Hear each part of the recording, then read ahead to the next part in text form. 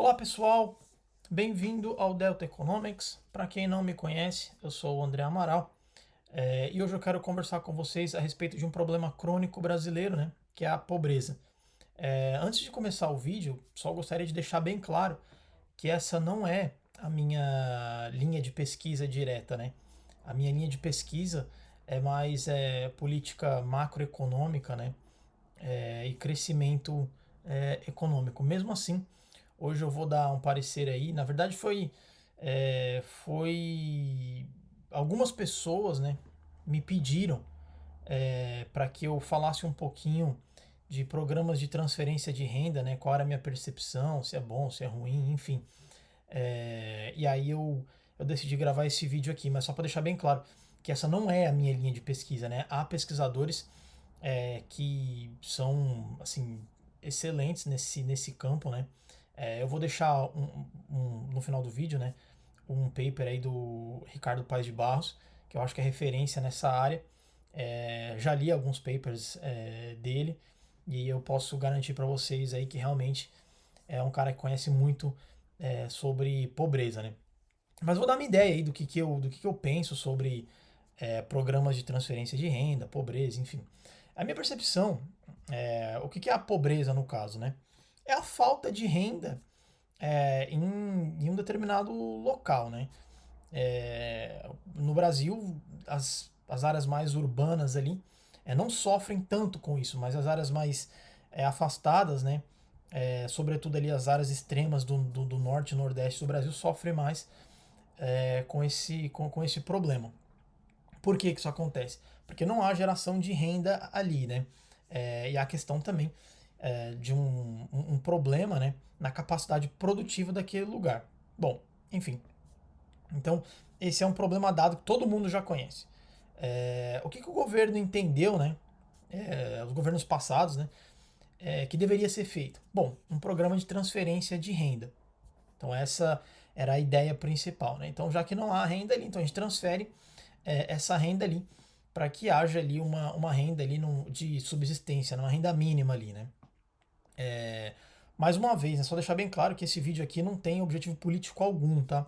É só a minha percepção e tentar passar ali aquilo que de fato é, né? Então, o primeiro ponto, que gera sempre muita confusão, é a questão aí do programa de transferência de renda mais conhecido no Brasil é o Bolsa Família, né? E sempre já é aquela discussão, foi Lula, foi não sei quem, enfim. Até é meio irrelevante isso aí, né? Mas o fato é que a ideia mesmo do Bolsa Família, ela deriva, obviamente, num programa chamado Renda Mínima, né? Que já é elaborado pelo professor Milton Friedman da Escola de Chicago lá atrás. E obviamente no Brasil ele sofreu ali algumas mudanças, mas a ideia mesmo não é do Lula, né, ou de qualquer outro político aí que você queira pensar. Mas ele nasce com o Fernando Henrique Cardoso durante o governo, né, a gestão do Fernando Henrique Cardoso, e ele era dividido ali entre vários benefícios, né, mas que era no final das contas ali um programa de renda mínima, né, então as famílias ali em extrema pobreza eles tinham a possibilidade ali de solicitar, né, vários tipos de benefícios. Depois, quando entra o governo Lula, ele junta todos esses benefícios em um só, dá um nome de Bolsa Família. Há de fato ali alguns incrementos e tal, mas a ideia principal mesmo já vem de lá de trás, mas sofre algumas alterações. E agora, com o governo Bolsonaro, estuda-se aí, né, a possibilidade de ampliar o Bolsa Família. Ok, então vamos aos fatos, né? Bom, na verdade, o que a gente tem que pensar é que estima-se, né, que existem aí no Brasil cerca aí de mais ou menos aí quase 14 milhões de famílias, né, que sofrem com problema de pobreza, né? Eu até vou colocar o quadro aqui depois para facilitar o nosso raciocínio, né? Que eu vou explicar ali na minha percepção por que, que eu acho que o Bolsa Família é um programa ali barato, né?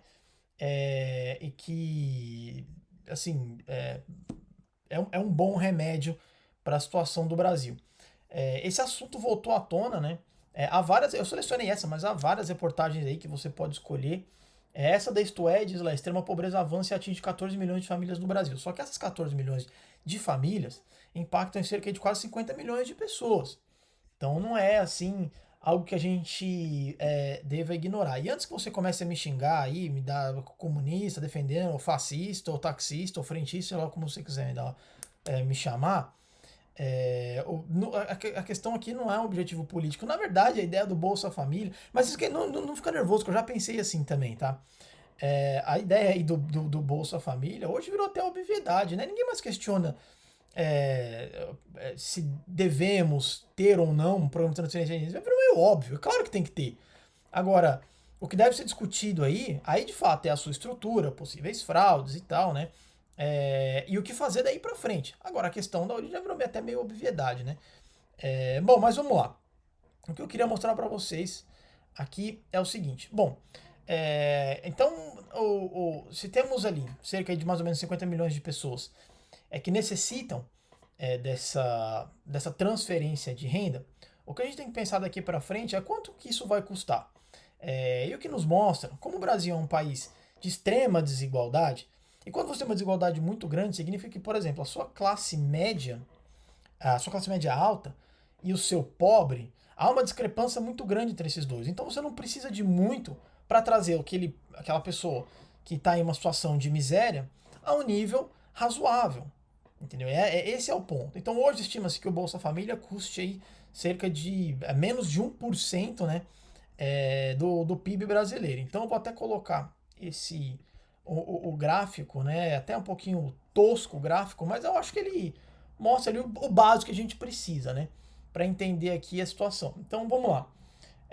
Então você pode ver aí nesse gráfico que nós temos aí os países que mais transferem renda aí no caso, né? Nem são os mais transferem renda, mas é meio que um comparativo. Então ali tem os Estados Unidos, que transfere cerca aí de 2% do seu PIB, né? A Alemanha 3%, o Reino Unido, França e Holanda cerca de 4% do PIB, enquanto que o Brasil não chega nem a 1% de transferência de renda. O que eu estou querendo dizer com isso é que o Bolsa Família, ele é um programa que é um bom remédio e que é muito barato. Além disso, estima-se que cerca de R$ 1 que é posto no Bolsa Família, ele gera cerca de quase R$ 2 no PIB. Por quê? Por que isso acontece? Porque quem recebe o Bolsa Família, meu amigo, ele não está poupando. Ele está usando aquilo para comer, para pagar contas e assim, aquele dinheiro não fica para ele. Aquilo volta de volta para a economia.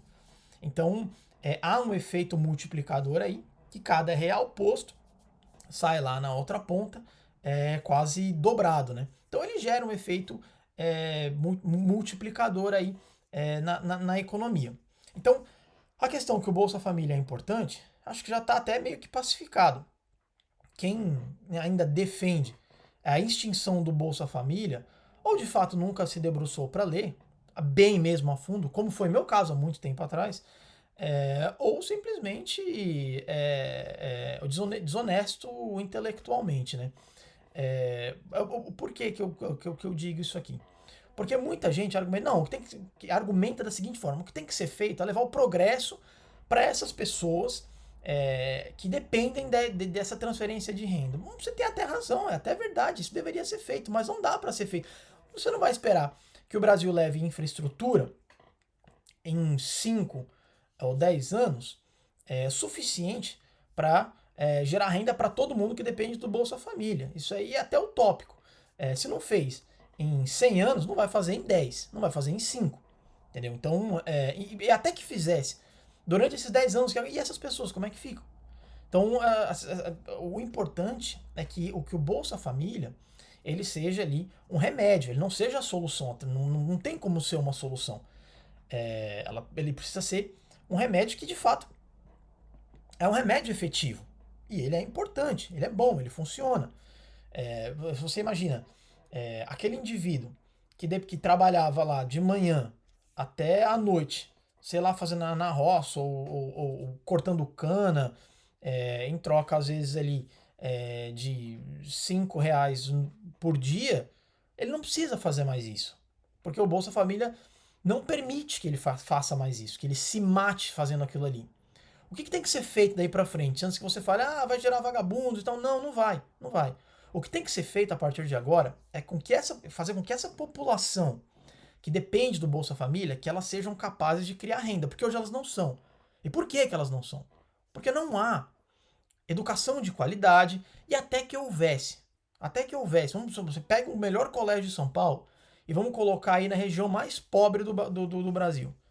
Você acha que uma criança que mal tem o que tomar de café da manhã, mal tem o que comer de café da manhã, você acha que ela vai absorver um conteúdo adequado e vai sair dali com uma escolaridade muito melhor? Não vai. Não vai, isso vai acontecer. Então, o Bolsa Família remedia esse tipo de situação. Então, o indivíduo, pelo menos ali, o mínimo de subsistência ele tem, ele passa a comer agora, melhor, já assim, considerando o que era no passado, e aí ele tem uma capacidade de aprendizagem melhor, então ele começa a aprender mais, e aí ok, tudo bem, aí você pode, aí a gente precisa pensar daí para frente como aumentar a produtividade desse indivíduo. Como que a gente vai fazer que esse indivíduo seja produtivo, né? Então aí daí sim, aí daí para frente que é o que a gente tem que pensar, como que a gente vai transformar esses indivíduos que não são produtivos em produtivos para que assim eles passem a gerar renda e não dependam mais de transferência de renda. Mas claro que há um longo passo, né, para que isso aconteça. Só que enquanto isso não acontece, esses programas de transferências de renda, eles são extremamente importantes para que você não deixe ninguém numa extrema linha de pobreza.